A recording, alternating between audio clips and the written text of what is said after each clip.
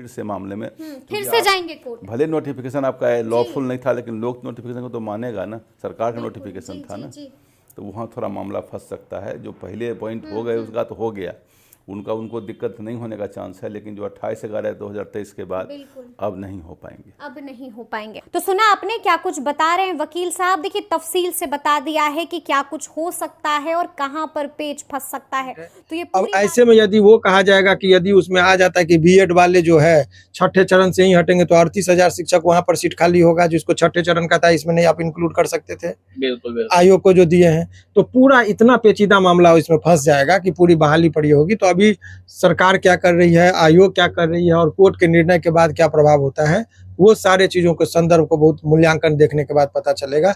अभी फिलहाल लास्ट में आप लोगों को मैं निष्कर्ष पर ये दे दूं कि जो छात्र ये मान के बैठ गए हैं कि एनओएस वाले जो नौकरी में है उनकी नौकरी इस आदेश में स्पष्ट है कि वो हट जाएगा, तो ऐसा मानना गलत है।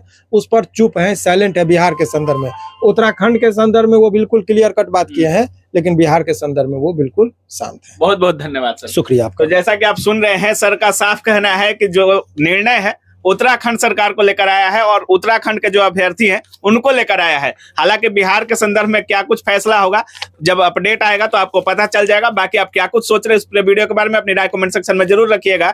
आप देख रहे थे काबिल न्यूज। और इन लड़ाइयों के कारण आज शिक्षा विभाग, बीपीएससी आयोग जो है वह मनमाने तरीके से नियम में बदलाव करके दूसरे राज्यों को रोजगार दे रही है, और आप खुद में लड़ते रहिए।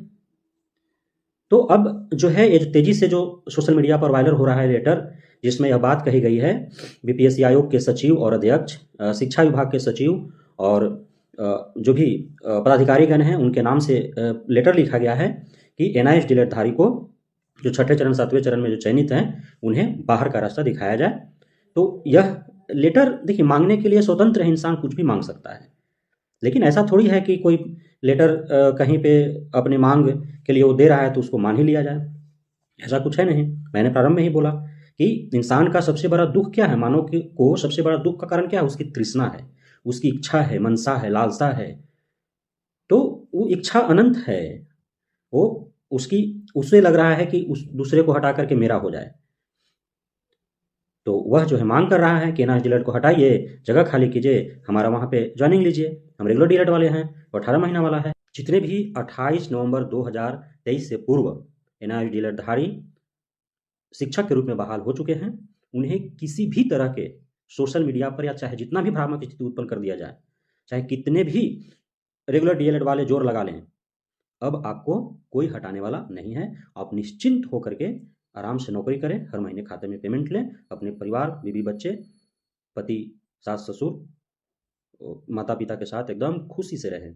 कोई आपको हटाने नहीं जा रहा है। और 28 नवंबर 2023 के बाद एनआईएस डीएलएड धारी किसी का भी ज्वाइनिंग अब होने नहीं जा रहा है, चाहे जितना भी वो जोर लगा ले। भले ही वो एक कारण निकालें कि एक ही विज्ञापन पर 2 तरह का कैसे हो सकता है, तो उससे अब कोई फर्क नहीं पड़ने वाला है। माननीय सुप्रीम कोर्ट का आदेश है 28 नवंबर 2023 के बाद, 28 नवंबर 2023 से वो लागू हो जाता है, उसके बाद जो है उनका ज्वाइनिंग नहीं हो पाएगा। भले ही इस वीडियो को देखने के बाद सप्लीमेंट्री रिजल्ट में आए हुए जो एनआईएस डीएलएड धारी अभ्यर्थी हैं वो इससे दुखित हों और कमेंट बॉक्स में भर भर के वकालियाँ दें, लेकिन सच्चाई यही है। और आपको यदि हक की लड़ाई लड़ना है तो आप सरकार से अपनी मांग माने, न कि यह कि आपका नहीं तो किसी का नहीं। यह लड़ाई बिल्कुल ही निराधार, बेबुनियाद है, और इससे नुकसान आप ही के परिवार के सगे संबंधी, आस पड़ोस के किसी न किसी भाई बहन का होगा।